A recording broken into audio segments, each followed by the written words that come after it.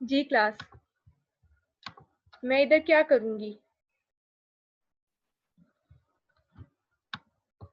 अभी मैंने ma'am question को रिपीट कर क्या दें। स्टेप होगा नेक्स्ट?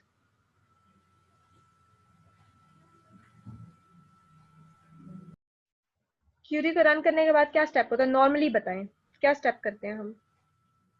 उस डाटा को शो करवाना है मैम, अगर हमारे पास कोई डाटा आया तो। हाँ जी, क्या करते थे? क्या मतलब इधर मैं लिखूं आप मैम वो स्टेटमेंट? फेच करके भी। हम फेच करते थे, ठीक है। उसको हम किस में लिखते थे? वाइल में लिखते थे। क्या मुझे अभी वाइल की जरूरत होगी? No ma'am. नहीं होगी। इस बात को समझे, मुझे वाइल की जरूरत नहीं है। वाइल किस केस में मुझे चाहिए था? जब मैंने पूरा टेबल को शो कराना था, सारे डेटा को शो कराना था। अब मुझे सिर्फ और सिर्फ इस आईडी का डेटा चाहिए, ठीक है। और इनपुट फील्ड भी मेरी क्या है? सिंगल सिंगल ही है।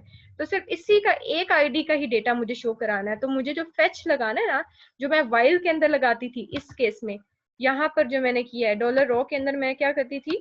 ये mysqli अंडरस्कोर फेच अंडरस्कोर सो, ये वाला जो सीन था, मैं इसको वाइल में इसलिए कर रही थी क्योंकि मुझे वाइल ने क्या करना था, जितना डेटा था ना, वन बाय वन हर रो जो थी वो उसने डिस्प्ले कराते जाना था। अब मेरे केस में क्या है, मुझे सारी रोज के साथ तो काम नहीं करना, मैं सिर्फ एक आईडी से रिलेटेड एक सिंगल रो का डेटा मुझे सिर्फ चाहिए।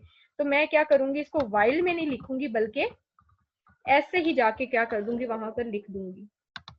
इसी स्टेटमेंट को इधर जाएंगे और यहाँ पर क्या लिख दूंगी, डॉलर रो का एक वेरिएबल बनाया और डॉलर रिजल्ट को किस में पास कर दिया? इस मेथड में पास कर दिया। क्योंकि मेरे पास सिर्फ और सिर्फ एक ही रो आनी है, इसलिए मुझे वाइल लगाने की जरूरत ही नहीं है।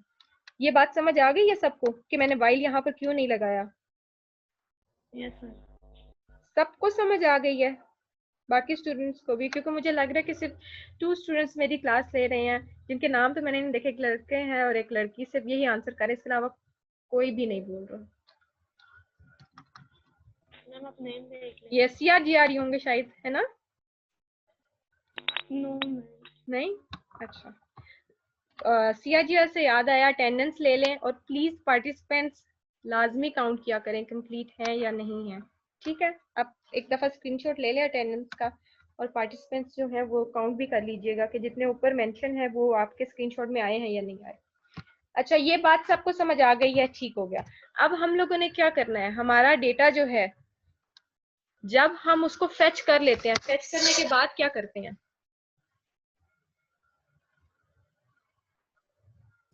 उसको फेच शो करने, करवाएंगे मैम। डिस्प्ले करेंगे उसमें। हम इसको डिस्प्ले कराएंगे। हम इसको कहाँ पर डिस्प्ले कराएंगे? वन बाय वन इस वेरिएबल के थ्रू, उस वो जो हमारे पास जितनी भी नीचे इनपुट फील्ड है उसके अंदर डेटा को हम शो करा देंगे। और मैंने अभी एक चीज बताई थी कि हम इनपुट फील्ड में डेटा कहाँ पर शो कराते हैं? जब अगर मैंने खुद से वैल्यू देनी हो तो मैं क्या यूज करती हूँ?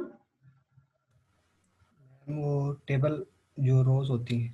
जो मेरे पास खुद से मैंने करना हो ना, तो मैं वैल्यू का एट्रीब्यूट यूज कर लेती हूँ, इसमें ठीक है। यहाँ पर वैल्यू के एट्रीब्यूट में जाकर मैं क्या करा दूंगी, वो इको करा दूंगी। पहले मैंने वैल्यू का एट्रीब्यूट नहीं लिया था क्योंकि यूजर जो है वो वैल्यू एंटर कर रहा था। अब मैंने वैल्यू जो है खुद से देनी है। कौन सी वाली वैल्यू देनी है? जो एडिट पे क्लिक हुआ था इस सिलेक्ट की क्यूरी के थ्रू आई थी। तो इस वजह से मैंने यहाँ पर वो वाली चीजें लिखने के लिए मुझे वैल्यू का एट्रीब्यूट देना पड़ेगा और उसके अंदर क्या करना पड़ेगा, वो आके PHP करेंगे। फिर क्या करते थे, इको, फिर मैम ये रोल नंबर की जगह पे फिर रोल नंबर ही दे देंगे ना इसमें, क्योंकि यही फैच किया है हमने लेटर बेसिस। इको करा दिया डॉलर रोल नंबर, ऐसे यस कैसे? मैम। नहीं, किसके थ्रू डेटा आ रहा है? आईडी के थ्रू मैम। आईडी के थ्रू आ रहा है। किसके पास डेटा आ रहा है? सेलेक्ट की जो ऊपर क्यूरी थी। किसके पास फिर आ रहा है डेटा? कहाँ पर डेटा पड़ा हुआ है? अब लास्ट पे कहाँ पर ये डेटा है मेरा? शो डाटा का जो मैम हमने वेरिएबल बनाया था इसके नहीं, पास। ये तो क्यूरी है ना। डेटा किसके यस पास मैम। अब पड़ा हुआ है? इसके पास फेच होके नहीं रोज पड़ी हुई। ये यस मैम, मेथड क्या यस मैम। कर रहा है? फेच कर रहा है, सिंगल ही रो है और किसके पास पड़ी हुई है? इसके पास पड़ी हुई है, तो मैं यहाँ पर क्या करूंगी, ये काम करूंगी, ये क्या करते थे, जो हमारे पास रो के पास फेच होके आ रही थी, तो हमारे पास ये एसोसिएटिव एरे बनती थी। एसोसिएटिव एरे किसके जो इंडेक्स होता था वो क्या था, वो कॉलम का नेम जो डेटाबेस में मेंशन था, हम उसको यूज कर रहे थे, ठीक है ना। और यहाँ पर आकर जब ये फेच होगी, जब ये चलेगी, तो ये इको क्या हो जाएगा, जो वैल्यू वहां पर पड़ी हुई थी, तो उसकी वैल्यू में वो वेरिएबल असाइन हो जाएगा। तो अब सेम चीज मैंने अगर करनी है तो मैं क्या करूंगी, इसी चीज को अगर मैं आपको कॉपी करूं, जो मैंने यहाँ पर लिखा है, क्या इसमें आकर मैं ये चीज नहीं लिख सकती, इको क्या कराऊंगी, मैं सेम चीज इको कराऊंगी। अब ये क्या करेगा, रोल नंबर में क्या, रोल नंबर मेरा जो है डिस्प्ले करा देगा। क्यों कराएगा, किसके पास ये चीज पड़ी हुई थी, इस डॉलर रो के पास पड़ी हुई थी। किस कहाँ से आ रही थी, सिलेक्ट की मैंने क्यूरी ऐसे लगाई थी, जो क्या कर रहा था, इस आईडी का जो डेटा था मुझे दे रहा था, आईडी का डेटा तो यहाँ पर आ गया, किसके थ्रू आया, मैंने ये क्यूरी जब रन की, जब मैंने क्यूरी रन की, डेटा यहाँ पर आ गया। अब इस डॉलर रिजल्ट में से मुझे फेच करना था वो डेटा, तो फेच करने के लिए मैंने क्या किया, ये मेथड यूज किया। इस मेथड में ये वेरिएबल पास किया कि ये वाला जो मेरा वेरिएबल है, इसके पास मेरा डेटा पड़ा है, इसमें से क्या करो, वो डेटा फेच करो, और फेच कराने के बाद कहाँ पर स्टोर कर दो, डॉलर रो के अंदर स्टोर कर दो। जब डॉलर रो के पास उसने वो चीज स्टोर कर दी, फिर डॉलर रो के थ्रू मैंने क्या किया, उसको लेना है। मैं डायरेक्ट नहीं लिख सकती उस वेरिएबल का नेम, मैं क्या करूंगी, डॉलर रो को यूज करूंगी, और उसके थ्रू इंडेक्सेस को यूज करते हुए मैं क्या कर दूंगी, वो चीज पास कर दूंगी, ठीक है। यहाँ पर आकर डॉलर रो, एक मिनट क्लास आसान,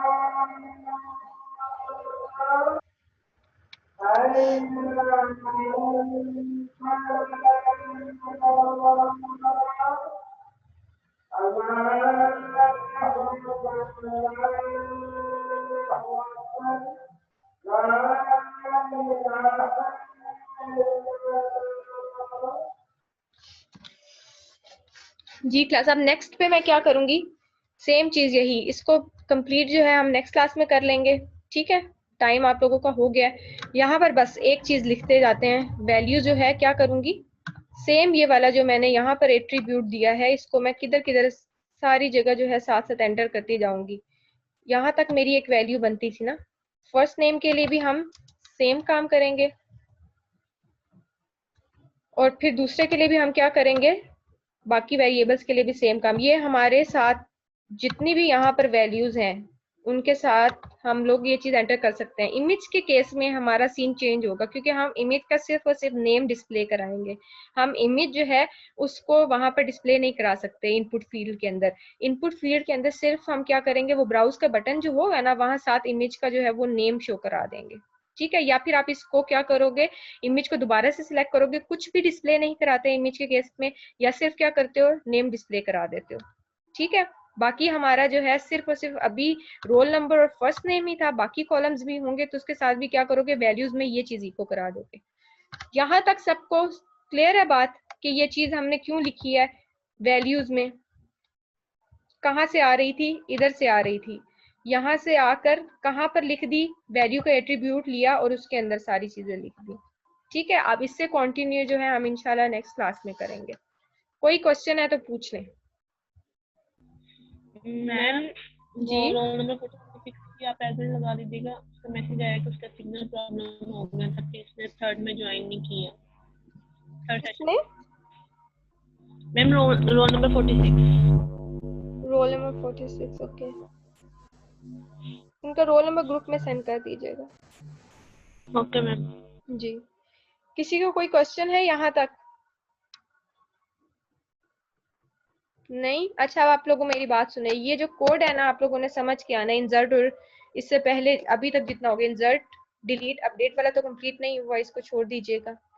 बाकी जो है सिलेक्ट का, ये तीनों कोड आप लोगों ने अच्छी तरह देख कर आने हैं। बेशक जो वीडियोस मैंने शेयर किए हैं वो सुन लें, ताकि आप लोगों को कॉन्सेप्ट जो है दोबारा से रिवाइज हो जाए। ठीक है, चलें, ओके, अल्लाह हाफिज।